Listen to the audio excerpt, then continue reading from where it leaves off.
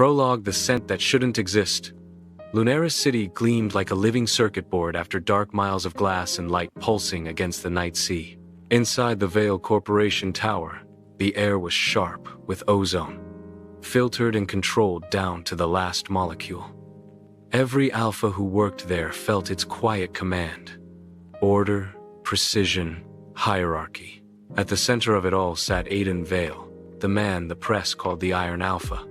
He didn't bark orders. He spoke them once, and people obeyed. Rumors said he could silence a boardroom with nothing but his pheromones, an invisible pressure that made even other alphas lower their gaze. Tonight, he didn't need it. The quarterly meeting was already stiff with nerves. Holographic charts hovered between him and his executives. Numbers climbed. Profits sang. Still, Aiden's focus slipped.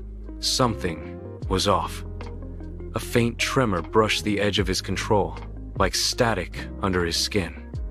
He inhaled. The air carried a trace of something unfamiliar. Warm rain on stone, cut by the sweetness of cedar. Not a perfume, not synthetic. It was alive. An omega scent. Impossible. None of his staff were omegas. HR screened that months ago. And yet his pulse kicked once. Hard enough to make his vision tighten. He forced his expression blank, but inside, instinct uncoiled. "Mr. Vale," one of the directors asked. "Shall we proceed with—" Aiden lifted a hand. "Continue without me. I'll review the rest later." He left before anyone dared to question. Downstairs, 37th Floor Marketing Division Rin Arlo balanced a stack of tablets against his chest and tried to look like he belonged. First-day transfers were never fun, but Vale Corp felt like another planet, gleaming, sterile, full of people who didn't smile. He caught his reflection in the glass wall. White shirt, black slacks, hair slightly too unruly for corporate standards. "You're fine," he muttered. "Just don't spill anything, don't talk too much, and maybe they won't notice you're breathing wrong." Except someone already had. When the elevator doors hissed open, the room's chatter dimmed for half a second, subtle but noticeable. A few betas blinked, as if they'd caught a scent they couldn't place. Rin's stomach dipped. He'd used suppressants this morning, strong ones, but the air here felt charged, almost humming against his skin. Then a deeper current slid through the atmosphere, an alpha's pheromone signature, cold and precise as lightning. Rin's fingers tightened around tablets. He didn't know why it made his heartbeat trip. Executive Hallway Aiden followed the scent until it led him out of the restricted zone and down into the lower floors, somewhere he hadn't walked in months. He shouldn't have gone. It was irrational. But every step sharpened that elusive aroma until his composure began to crack. He found it near the glass lifts. A young man stood there, papers under one arm, brow furrowed in concentration, and with him came the impossible scent again. Soft, grounding, ancient in its familiarity. For a heartbeat, the world narrowed to that single figure. Rin turned, startled as the elevator chimed. Their gazes met silver gray, locking with sea green, and the hum of the city seemed to vanish. The alpha in him surged, demanding recognition. The CEO in him froze. Aiden's tone, when he finally spoke, was perfectly even. "You're new." Rin straightened. "Yes, sir." Rin Arlo, transferred from regional design. Aiden's eyes flicked to the badge, then back to his face. "Who approved this placement?" "Our Director Marlin, sir." Aiden's reply carried no emotion, but the faintest distortion rippled through the air, his command pheromones pressing down unconsciously. Several betas nearby stiffened. Rin, however, blinked and frowned. "Sir, are you?" The pressure broke. Aiden's eyes widened a fraction. No Omega should have been able to withstand that level of dominance. Let look unimpressed. "Nothing," Aiden said shortly, stepping aside. "Carry on."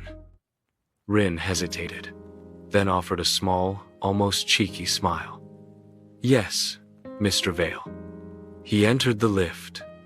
The doors closed. The cedar rain scent lingered. Aiden stood alone. every nerve on fire with a question he couldn't afford to ask. Later, private office. Rain streaked the glass walls while Aiden stared at the skyline.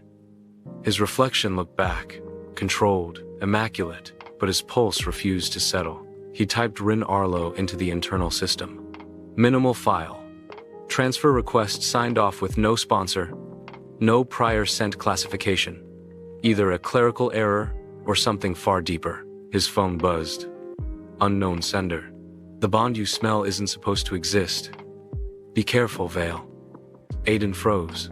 Then, almost reflexively, he looked toward corridor where the lift had taken Rin earlier. For the first time in years, his instincts whispered not of power or ambition, but of fate. And fate, he knew, never came without a cost. Prologue, Part 2. After hours in the storm, thunder rolled across Lunaris like the growl of an old god. By midnight, most of Vale Corp's employees had left, leaving only the low hum of servers and the sighing wind between towers. Aiden should have gone home hours ago. Instead, he was still at his desk, the city's lightning reflected in the glass behind him, and despite all his logic, his senses kept drifting toward one name: Rin Arlo. He told himself it was administrative curiosity, but instinct whispered otherwise. His phone buzzed again, a new message from an unknown sender. The mark awakens where fate repeats. Don't deny it, Vale. He stared at the screen, jaw tightening. Cryptic nonsense, he muttered. Still, something about the phrasing tugged at an old memory.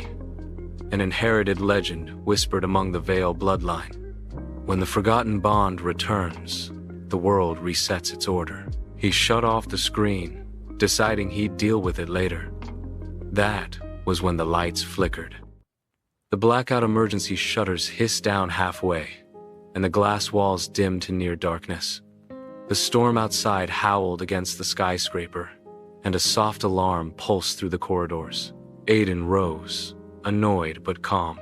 Power grid interference. Typical.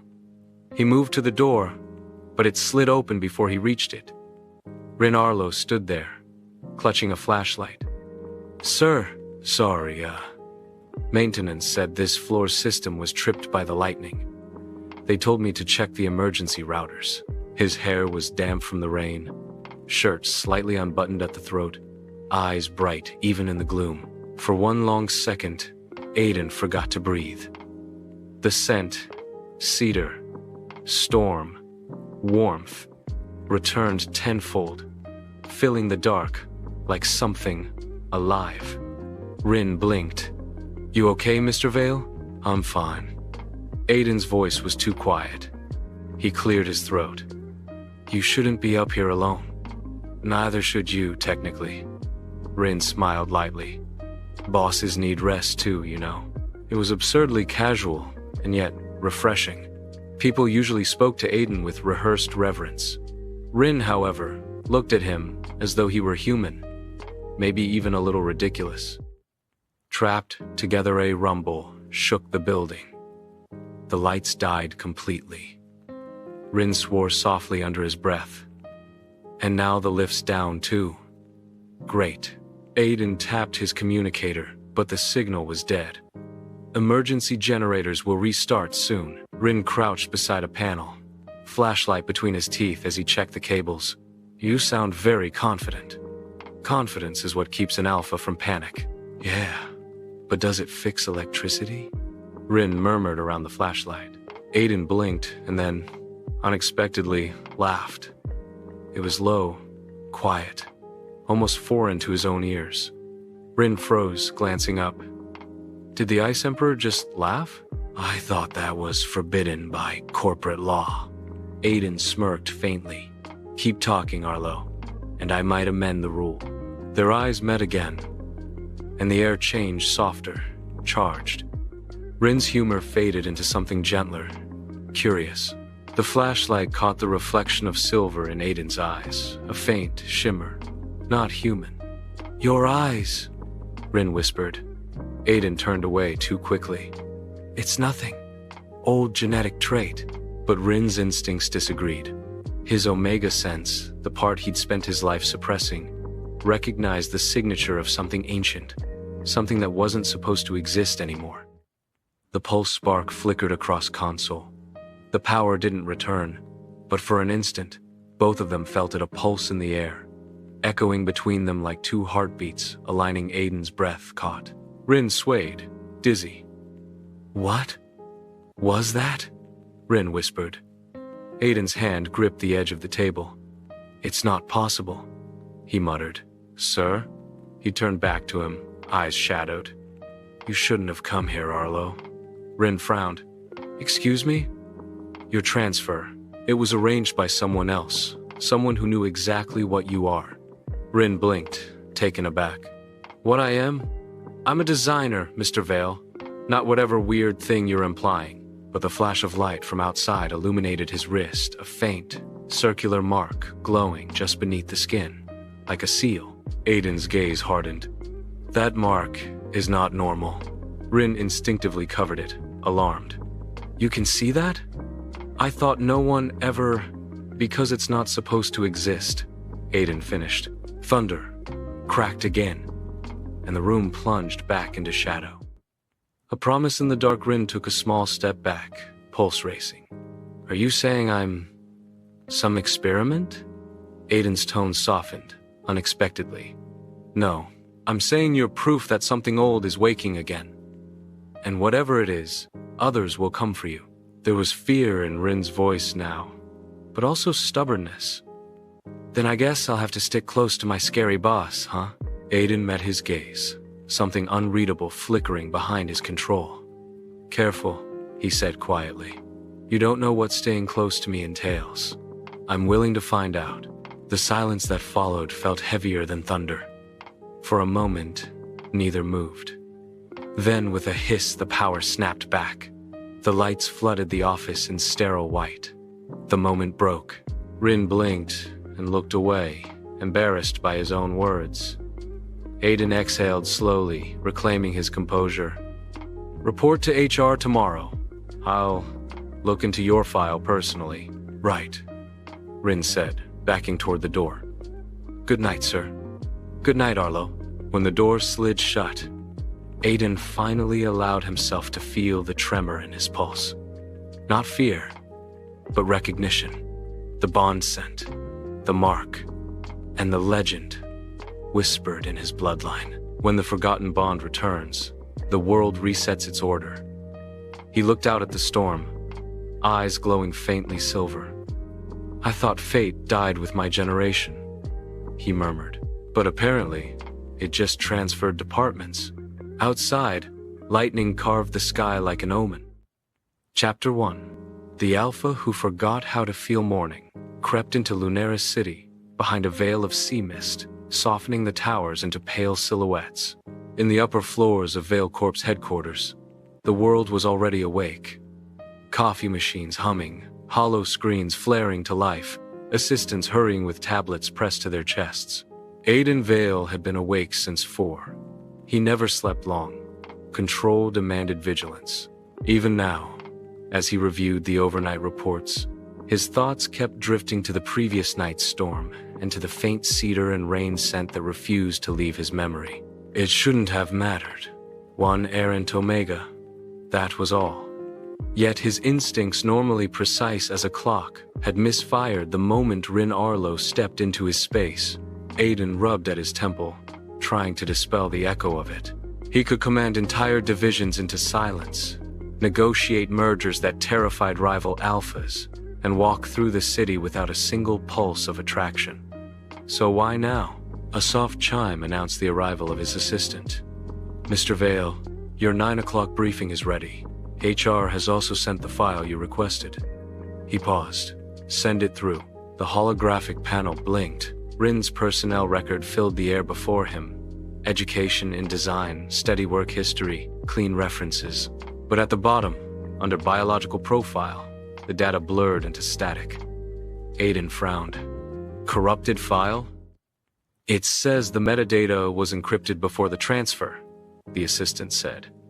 "Who authorized that?" "Unknown." Aiden closed the file, voice cool. Have them trace it. Quietly. Across the building. Rin Arlo tried not to yawn into his coffee as he navigated the design floor. The blackout had left him wired half the night. Every time thunder rumbled, he'd sworn he still smelled that strange metallic scent from the CEO's office like power restrained. He pushed the thought away. Focus, Rin. New job. New start. The marketing team looked friendlier in daylight. A beta named Alia waved him over. Hey, new guy. Heard you survived the veil glare last night. Rin blinked. The what? She grinned. You know when the boss looks at you and your soul leaves your body? Half the execs have trauma from it. Ah, Rin said, fighting a smile. Guess I'm still alive. Impressive. Maybe you're immune. If only you knew, he thought. Whatever that moment had been, it wasn't fear he'd felt, it was recognition. Familiarity that made no sense. Top floor. By 10 o'clock, Aiden's control had thinned to its usual steel thread. He stood by the window, watching the mist burn away. Below, Lunaris glittered with precision like his life, perfectly ordered. Then his communicator chimed. Mr. Vale, the new designer is here for the presentation review. Send him in, he said, though his pulse betrayed him. The door slid open. Rin stepped in, carrying a portfolio and that same impossible scent fainter now, but unmistakable. For a moment, the air between them shimmered with quiet static. Rin smiled politely. Good morning, sir. Aiden met his gaze, silver eyes unreadable. Morning, Arlo. Let's see what you can do. Rin placed his tablet on the desk, fingers tapping the screen to bring up a holographic display. I was asked to prepare a few design variations for the Lunaris renewal campaign, he said, his voice steady even though the Alpha's gaze felt like gravity itself. The concept plays on the city's dual nature, progress and memory. Aiden leaned forward slightly. Show me. The first projection shimmered to life. Sleek blue and silver patterns, subtle light work, and the campaign tagline, "The future remembers us."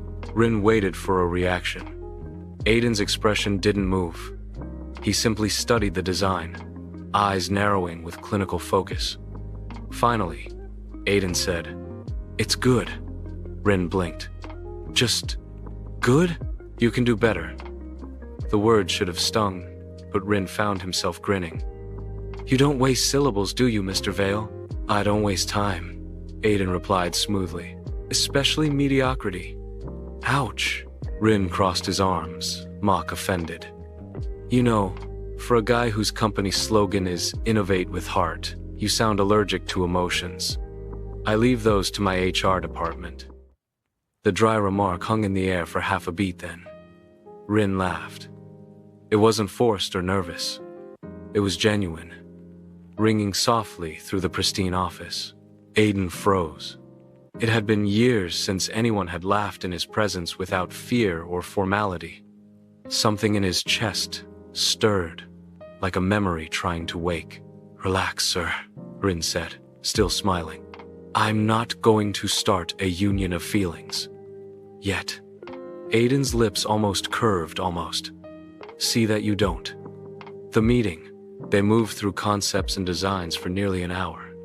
The more Rin spoke, the more the air seemed to shift around them, lighter, warmer. He wasn't intimidated. If anything, he challenged Aiden's every question, balancing professionalism with disarming honesty. When he suggested redesigning the company's public logo to make it less threatening, Aiden arched a brow. Less threatening? Well, Rin said, tapping the hologram.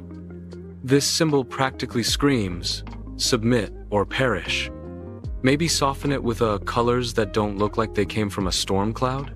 Aiden stared. Rin coughed. Just a thought. To his own surprise, Aiden didn't reprimand him. He actually turned back to the display, considering it.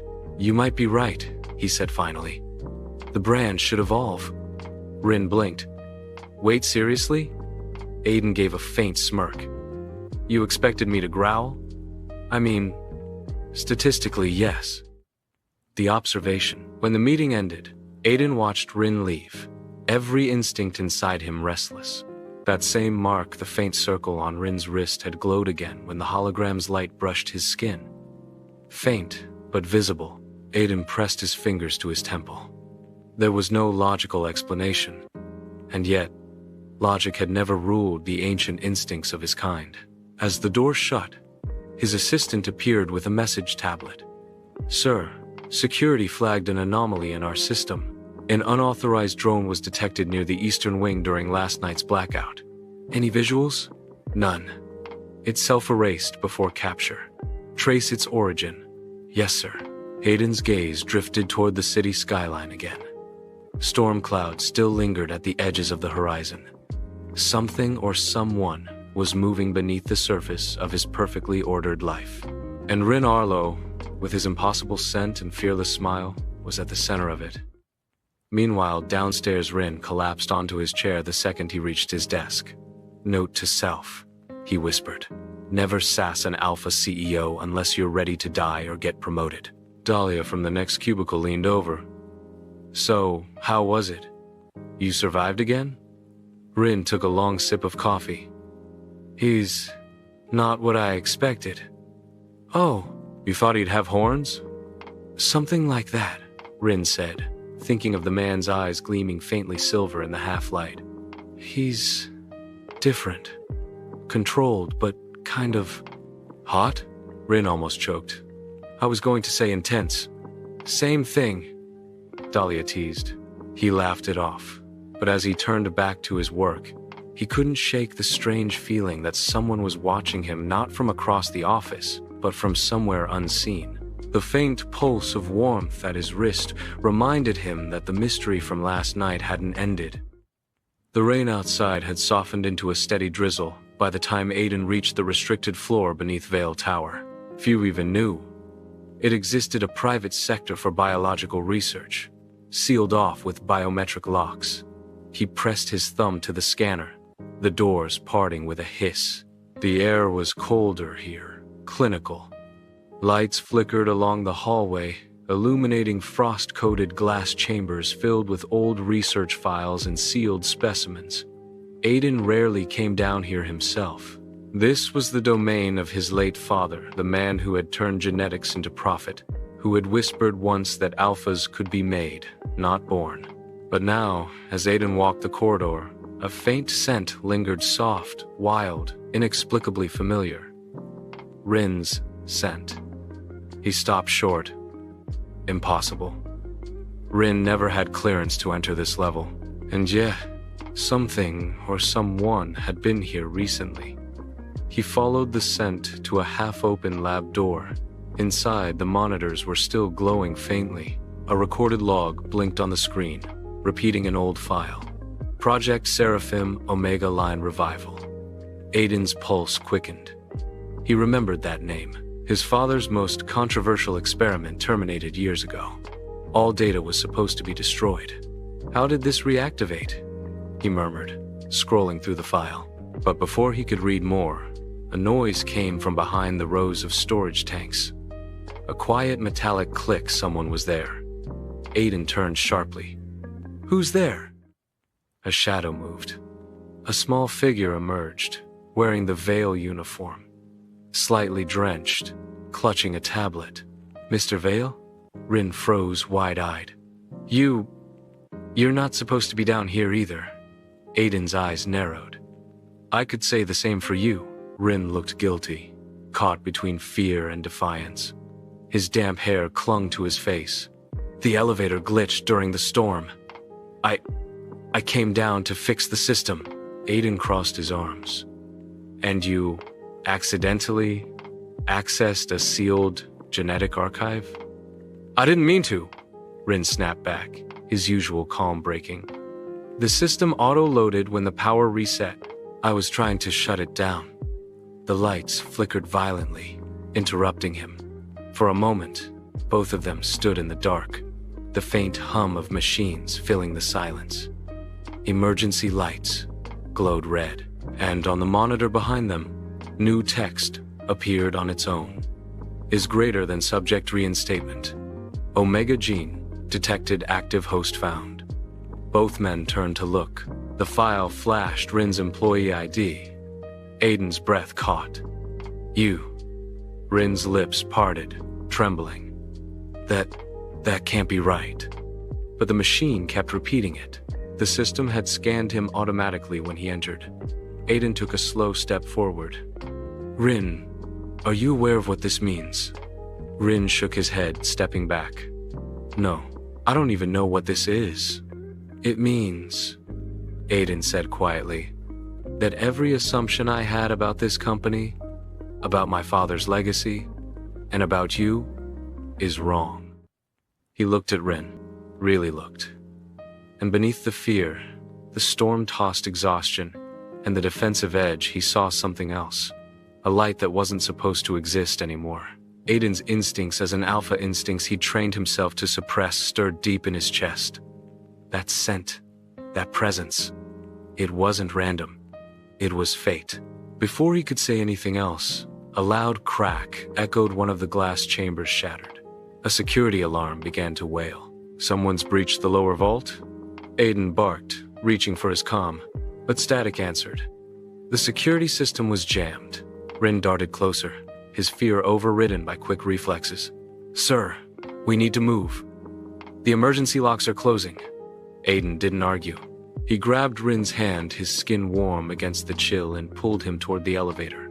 The lights strobed red as they ran, the alarm blaring above them. For one brief heartbeat, Rin's fingers tightened around his. Not out of fear, but trust, unspoken and absolute. The elevator doors slammed shut behind them as the floor sealed off, trapping whatever threat lurked below. Inside the lift, both men stood silent, breathing hard. Rin finally spoke, his voice barely above a whisper. You believe me now? I didn't mean to. Aiden looked at him, expression unreadable. I believe you, but I also believe someone wants you found. Rin frowned. Me? Yes. His tone was sharp but protective. And until I find out who, you don't leave my sight. The elevator dinged softly, opening into the quiet of the upper floor.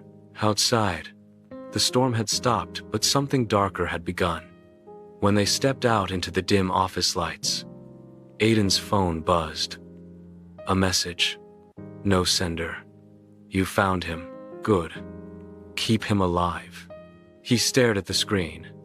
Then, slowly, his gaze shifted to Rin, who was staring at the rain-slicked skyline, unaware that his entire life had just changed.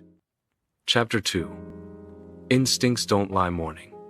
Sunlight poured through the tall glass windows of Vale Corporation, turning the steel and glass office into a cathedral of gold.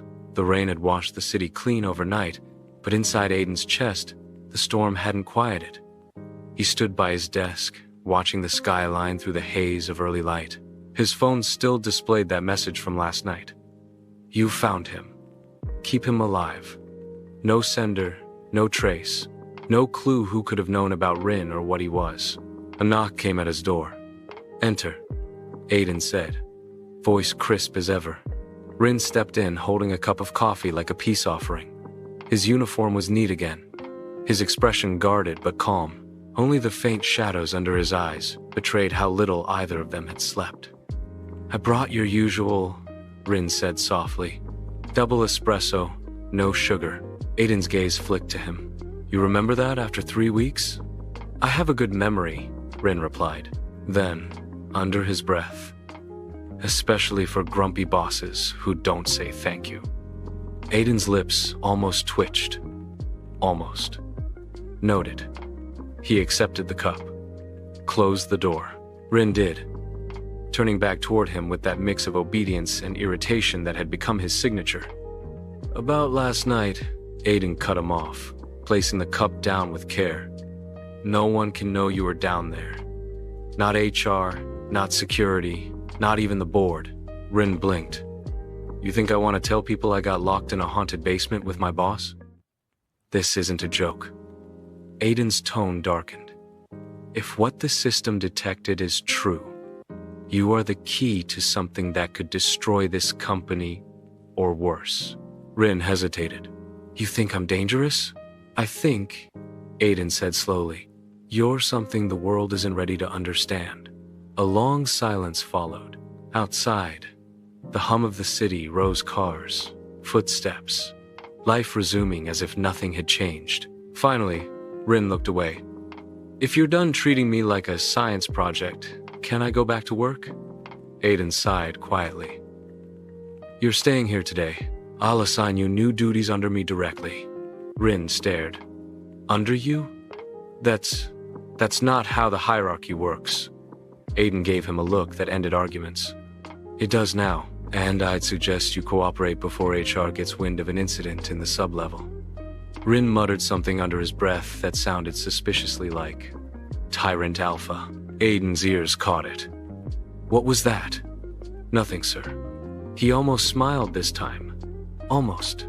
The day dragged on in an odd rhythm, Rin sorting through encrypted files while Aiden made calls, issued orders, and snapped at anyone who came too close. From time, Aiden's eyes drifted where Rin sat at the corner desk. The younger man's concentration was sharp, his movements efficient, but there was an energy in him now, something quietly restless. Aiden's instincts, those alpha senses he'd buried for years, picked up on it like static. The faint hum of Rin's presence lingered in the air, subtle but impossible to ignore. When Rin leaned closer to ask something, Aiden's breath caught for half a second, just half, before he looked away. Get a grip, Vale. That voice in his head wasn't wrong. Rin was his subordinate. His Omega subordinate. If that file was right, though, how an Omega could exist undetected for so long was a mystery in itself. But there was no mistaking it anymore.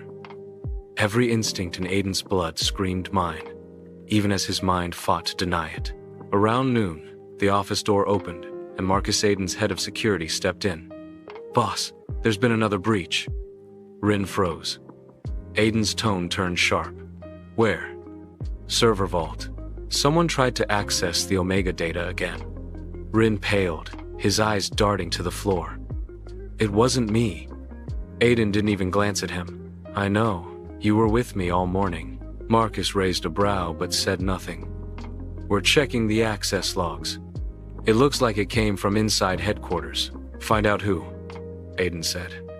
And lock down the lab levels. No one gets in or out without my permission. As Marcus left, Rin whispered, This is about me, isn't it? Aiden exhaled slowly. It's about what you represent.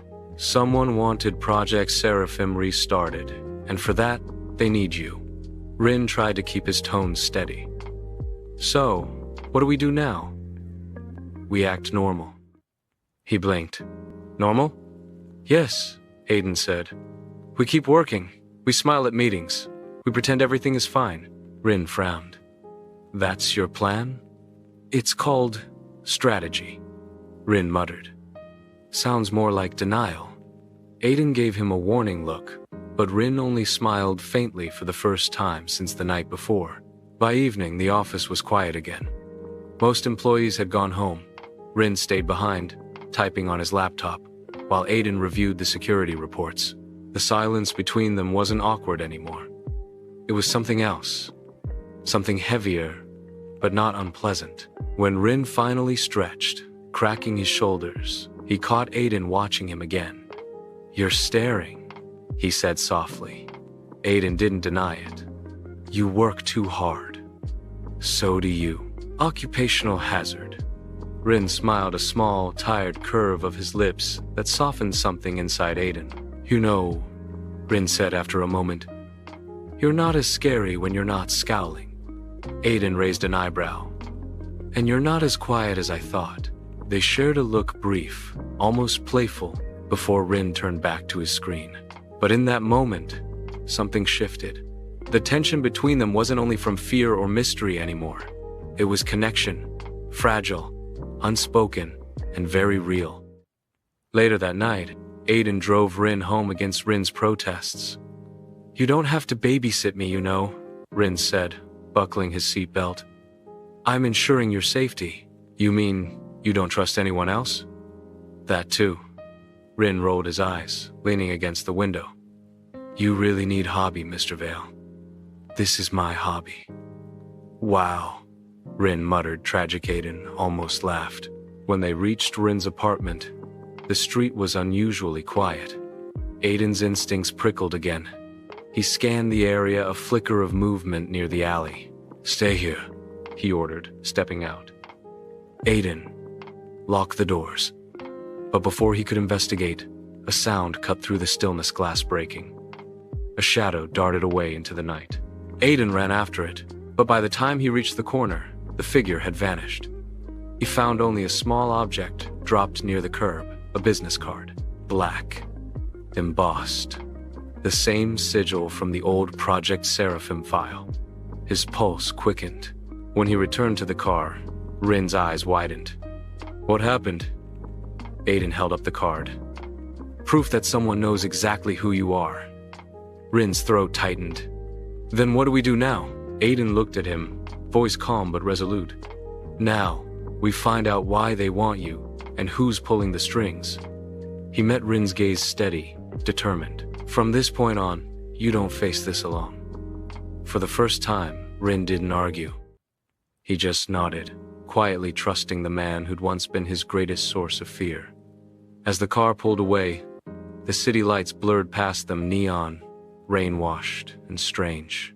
Neither spoke, but something unspoken filled the silence, an invisible bond that neither of them understood yet.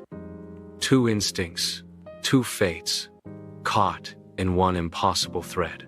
And far above them, on the rooftop of Vale Tower, a pair of silver eyes watched them go, a whisper echoing into the night. "The Alpha has found his match, but fate never gives without taking back." Chap 3. The Bond That Shouldn't Exist. The city hadn't slept, neither had Aiden. Hours after the attack, rain returned, soft, rhythmic curtain of sound between him and world beyond his car windshield. Rin sat beside him in the passenger seat, a blanket around his shoulders, his head leaning lightly against the glass. Streetlights cut across his reflection like fractured halos. For the first time, Aiden saw something fragile beneath Rin's calm, not fear, but exhaustion. He'd faced danger without flinching, but now the silence between them carried a weight words couldn't fix. Aiden started the engine again. "You should rest." Rin's eyes opened halfway. "I can't. Every time I close my eyes, I see those red lights. The lab, the file with my name." Aiden tightened his grip on the steering wheel. "That wasn't your fault. It doesn't feel that way." He turned to look at him. Really look at the young man fate had thrown into his path. The one whose existence shouldn't be possible. "Rin, whoever's behind this has been planning it for years. You were just the trigger." Rin gave a small, bitter smile. Comforting. They drove in silence for a while, until Aiden finally said, "You'll stay at my place tonight." Rin's head turned sharply. "What? No, that's completely inappropriate." Aiden's tone left no room for argument. "You're not safe on your own. The security breach proves that." Rin crossed his arms. "You can't just decide that for me." Aiden looked at him, his calm authority masking worry. "I can when someone is targeting you." The air thickened between them. Rin wanted to argue, but something in Aiden's voice, steady, protective, Alpha, made him pause. "Fine," he muttered, "but I'm not sleeping on the floor." "Neither am I." Rin glared at him, and Aiden almost smiled, the faintest flicker of warmth breaking through the night. Vale Penthouse. Aiden's home was unlike anything Rin had expected. For a man known for control and efficiency, the space felt almost human. Books stacked on side tables, a few paintings, one unfinished leaning against the wall, and a faint smell of cedar and coffee in the air. "You paint," Rin said, glancing at the half-finished canvas. Aiden shrugged off his jacket. "When I can't sleep. Which is never?" Something like that. Rin wandered toward the tall windows overlooking the city. His reflection blurred in the glass, twinned to the neon skyline beyond. "So this is where the infamous CEO hides from the world." Aiden poured 2 glasses of water. "You talk like I'm a villain. I haven't decided yet." He handed Rin a glass. Drink. You lost more than just sleep tonight. Rin accepted it quietly. The moment their fingers brushed, something strange pulsed beneath the surface, a warmth that wasn't entirely human. Rin froze. So did Aiden. It wasn't just static. It was instinct. Recognition. Aiden's eyes flicked to Rin's wrist. A faint shimmer appeared there, like a mark glowing faintly beneath his skin before fading again. What was that? Aiden asked, his voice low. I don't know, Rin whispered. It's been happening since last night. Has it ever happened before? Rin shook his head, his heart pounding. Never, until I met you. Aiden stepped closer, studying the mark. It looks like... He trailed off, eyes narrowing. An imprint. Rin backed up. You mean like a bond mark? That's impossible. Apparently, so is your existence, Aiden said softly. The silence stretched, heavy and electric. Rin's breath came faster. What are you saying? That our connection might not be coincidence? Rin's laugh was sharp, but nervous. You think we're, fated? I think, Aiden said, meeting his gaze.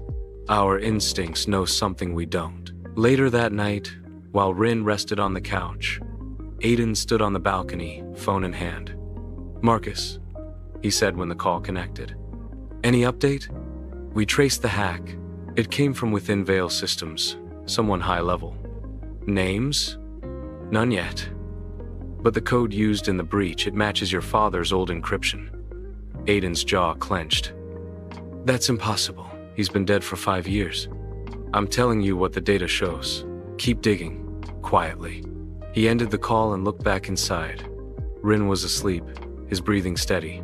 The faint glow of the city lights caught on his wrist again, just enough for Aiden to see the outline of that strange mark. He'd seen something like it once before in his father's files.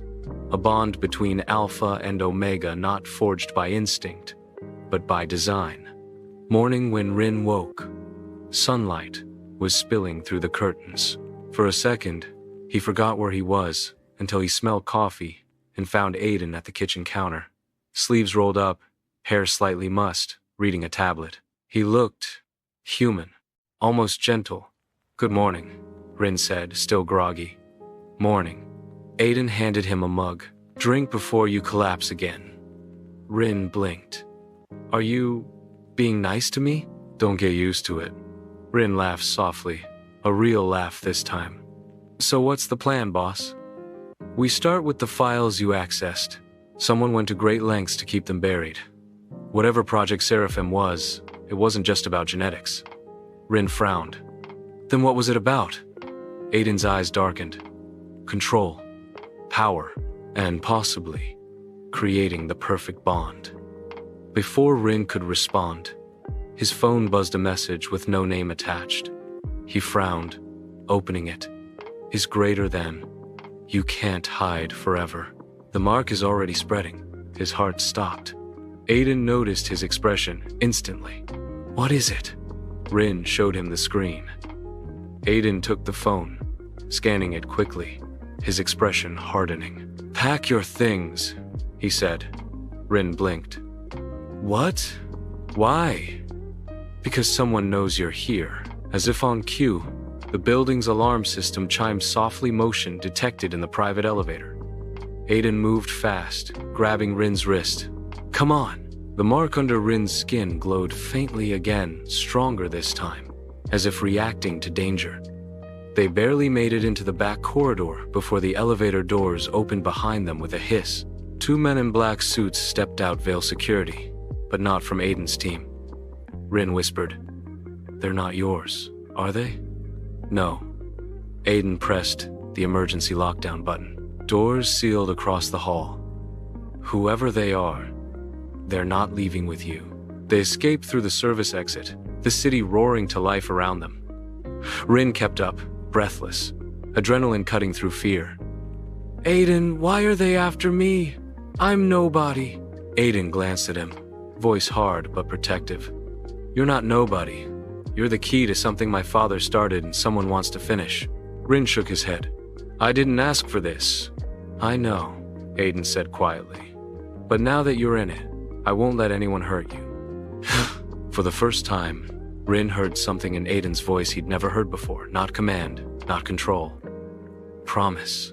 That night, they took refuge in an old Vale facility outside the city, a quiet research outpost long abandoned. Rin sat on a dusty bench, staring at his wrist. The mark was pulsing faintly now, like it had its own heartbeat. Aiden leaned against the wall, arms crossed. Does it hurt? No, Rin said softly. It feels like warmth, like it's calling to something. Or someone. Their eyes met. For a long, breathless moment, nothing existed but that connection. Invisible, undeniable, impossible. Aiden stepped closer, voice low. Whatever this bond is, it's binding us both. Rin didn't move away. Then what happens now? Aiden's answer came quietly, with a weight that carried both fear and conviction. Now, he said, we find the truth. Together.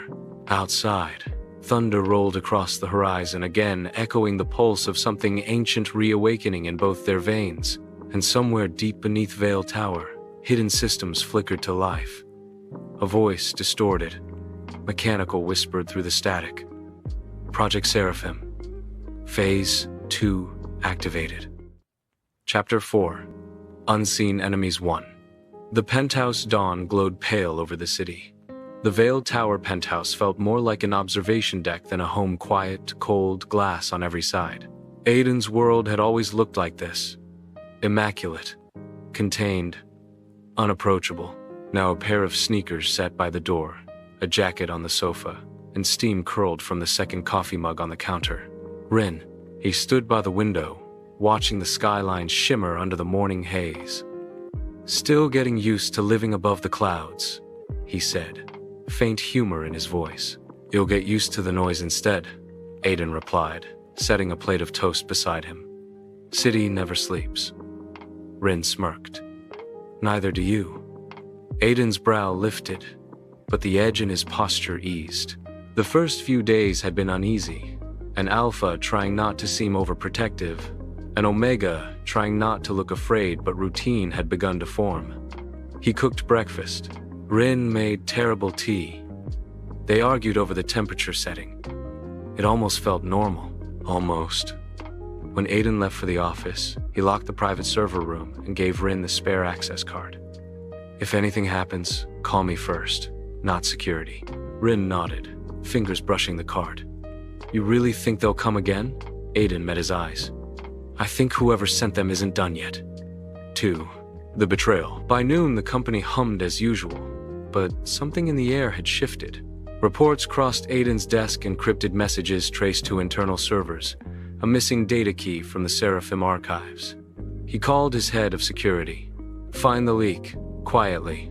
When the office emptied that evening, Aiden reviewed camera feeds. One file froze him. Footage of Rin walking into a restricted corridor the night before. Timestamp 2:13 a.m.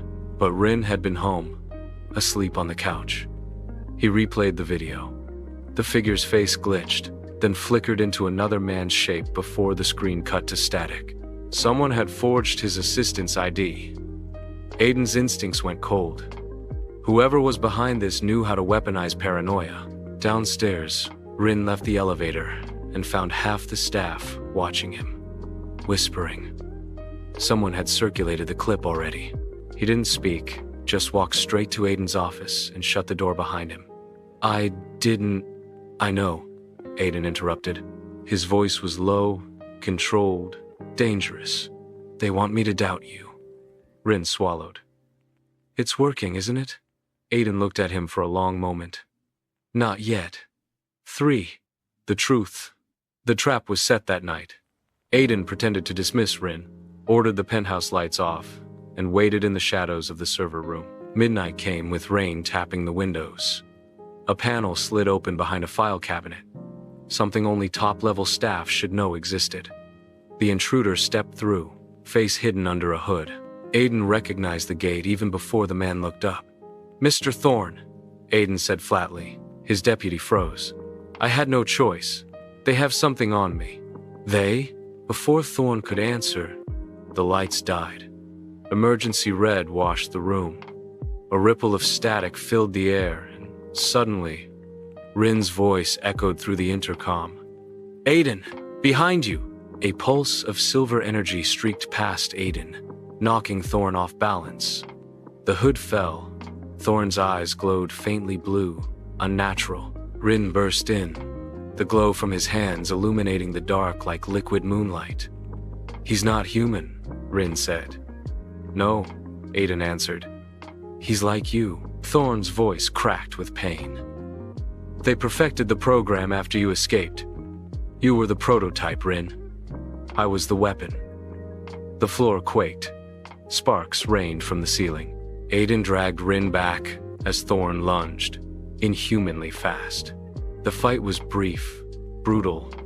Aiden using brute strength, Rin's instincts flashing like light through smoke.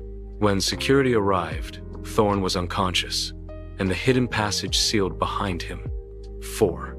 The trust. The building was quiet again by dawn. Aiden sat on the floor beside Rin, both exhausted, bruised, and half covered in dust. They'll come again, Rin murmured. Project Seraphim isn't finished. Aiden's voice softened. Then we finish it first. Rin looked at him, searching his face for any trace of fear or revulsion. There was none, only resolve. Why are you doing this? Rin asked.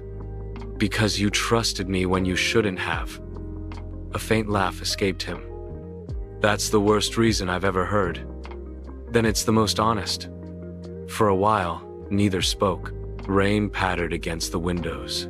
City lights flickered below. Rin's glow dimmed to a gentle shimmer, like moonlight caught in his pulse. He turned his hand palm up. Aiden hesitated, then took it.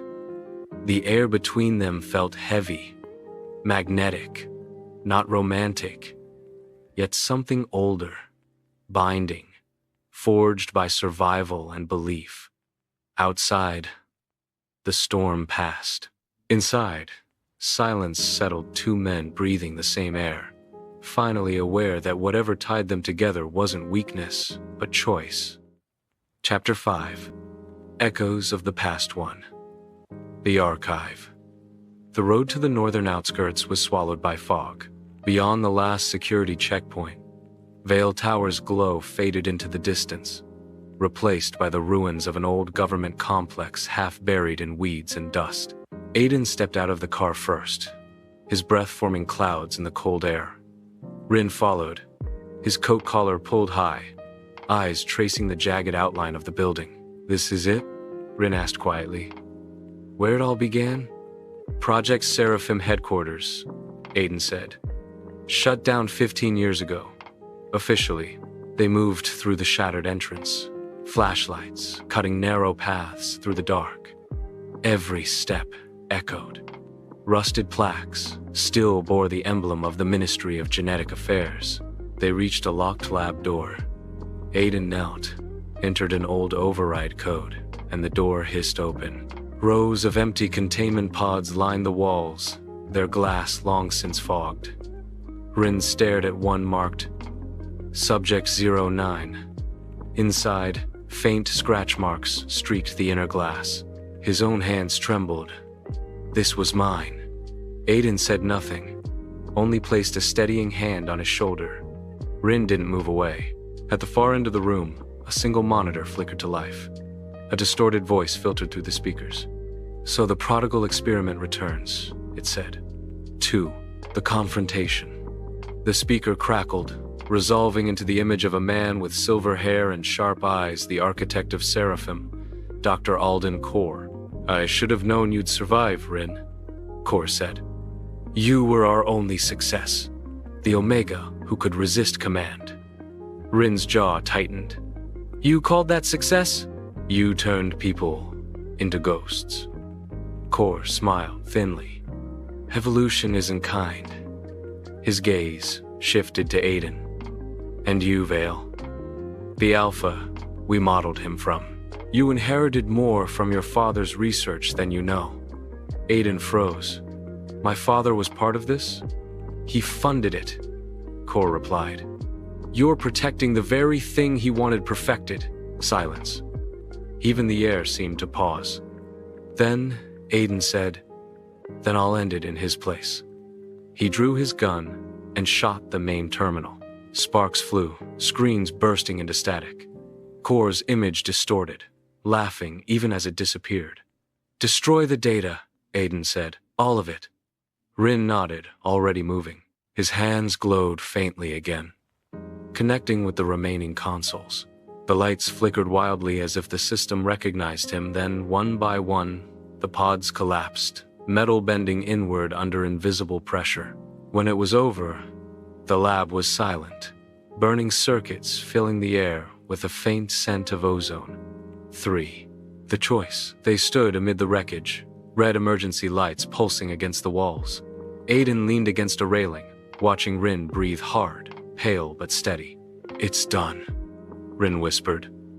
There's no one left on us. Aiden nodded slowly. But you're still tied to what they made you. Rin met his eyes. Then maybe I stop letting it define me. He walked to the last console, the one labeled Core, Omega Integration Unit. The machine hummed softly. One more line of code blinked across the screen. Subject, link active. If I disconnect, Rin said, I lose everything they gave me: enhanced senses, strength, even the ability to suppress my secondary instincts. Aiden's voice was low. And if you don't, Rin smiled faintly, then I'll never be free. The choice hung between them, impossible and inevitable. Aiden stepped closer. You don't need what they built to survive. You've already proven that. Rin's hand hovered over the switch. Stay with me until it's over? Always. The lights dimmed, a deep tone reverberating as Rin pressed the final command. The energy that surged from the machine wasn't violent, it was cleansing, like a tide pulling back at last. When it faded, the glow under his skin was gone. He staggered. Aiden caught him before he fell. You're human now, Aiden murmured. Rin laughed weakly. That sounds so ordinary. After everything we've been through, ordinary sounds perfect. 4. The future. They left the ruins before dawn. The city was waking, soft light spilling across wet streets. By the time they reached the penthouse, exhaustion had turned to quiet peace. Days passed. Investigations closed. The board accepted Aiden's explanation of a rogue experiment. No one mentioned Project Seraphim again. One evening, Rin stood by the window as the sunset painted the sky gold. Aiden joined him, coffee in hand. Do you ever think about what comes next? Rin asked. Every day, Aiden said. But for once, it doesn't scare me. Rin turned, a small smile on his face. Then, let's start something real. Something ours. Aiden nodded. The simplest gesture carrying years of unspoken promise. Outside, the city lights blinked alive one by one, no longer a cage, but a horizon. For the first time, the two of them stood side by side, not as Alpha and Omega, not as experiment and subject, but as equals. And somewhere deep in the night, the last remnants of Project Seraphim finally faded into silence. Epilogue. The house with the silver light. The valley was green in late autumn, that kind of gentle gold that made everything look softer, calmer. The city lay far beyond the hills now, only a memory in the horizon haze. Here, in this place of silence and wind, their new life had quietly taken root. Aiden Vale stepped out onto the porch, a mug of black coffee steaming in his hand. The morning air was sharp, filled with the scent of rain from the night before. He was older now, a few lines marked his face, silver at his temples catching the early light, but his presence still carried that quiet command, softened now by years of contentment. From inside, laughter floated through the open door light, breathy, belonging to a small boy who was currently running circles around the living room, chased by Rin. Don't run with your socks on the floor, Rin called, laughing as the child darted past him.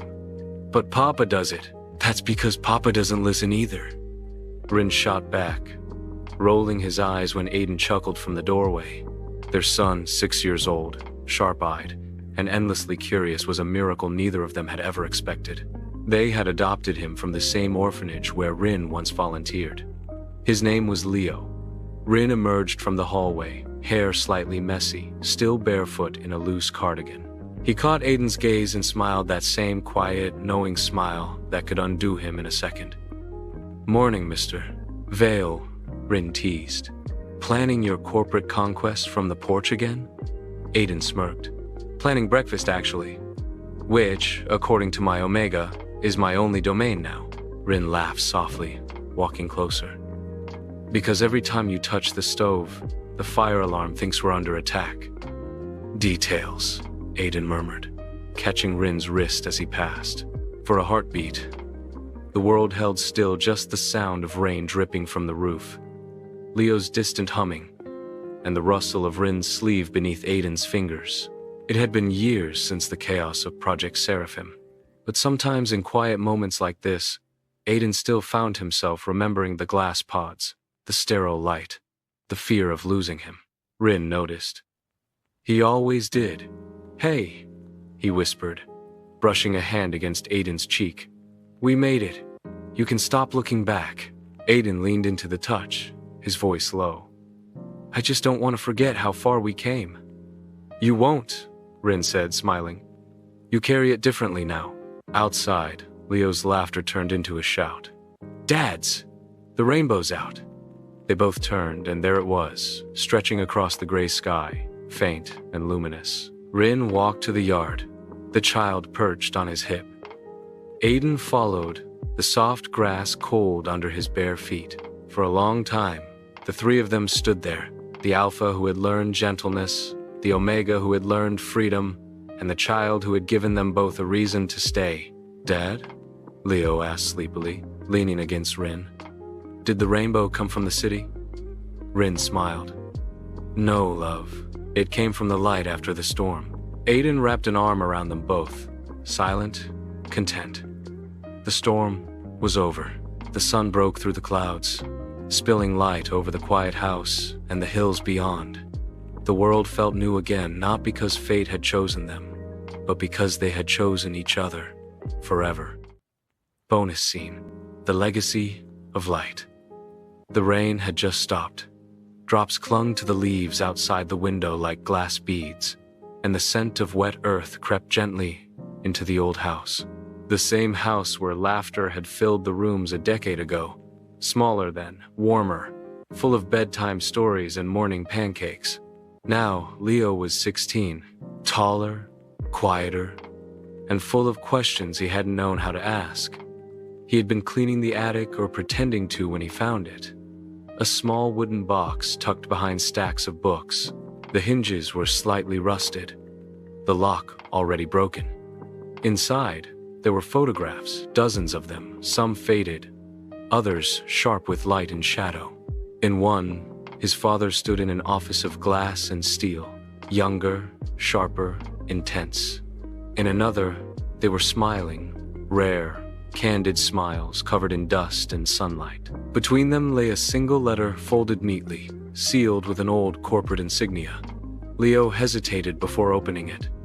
The paper crackled softly in his hands. It was Rin's handwriting. "For whoever finds this may be our son.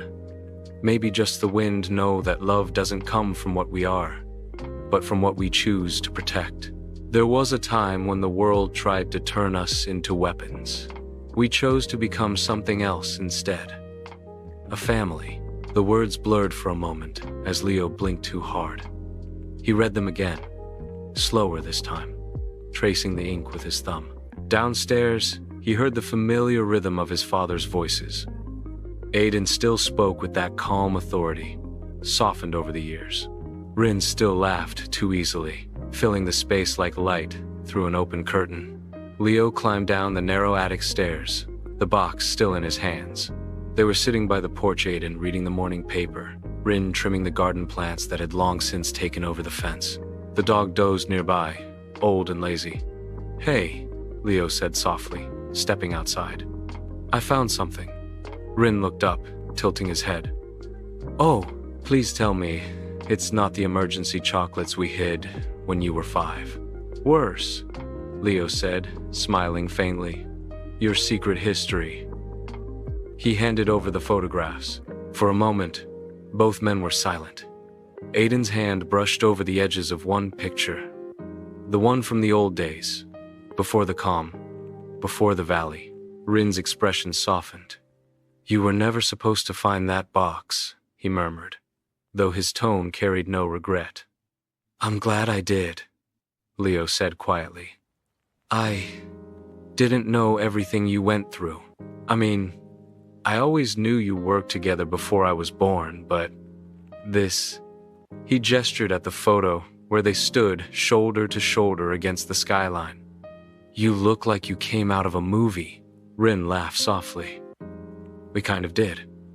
Aiden folded the letter carefully, his gaze meeting Leo's. "What you found is our reminder of who we were and who we decided to become. We fought for trust, for peace, for you." The boy nodded, staring at the photo again. The light in their eyes, fierce and gentle at once, was unmistakably the same as the light in his own. "Do you miss it?" Leo asked. "That life?" Rin looked at Aiden. The smallest smile tugged at his lips. "Sometimes the noise," he admitted. "Never the peace we have now." Aiden leaned back in his chair. "When you grow up, you'll learn something, Leo. Power means nothing without a place or someone to bring it home to." The boy nodded, filing that away somewhere deep. The rain had stopped completely now, and the sky was breaking open in slow, silver light.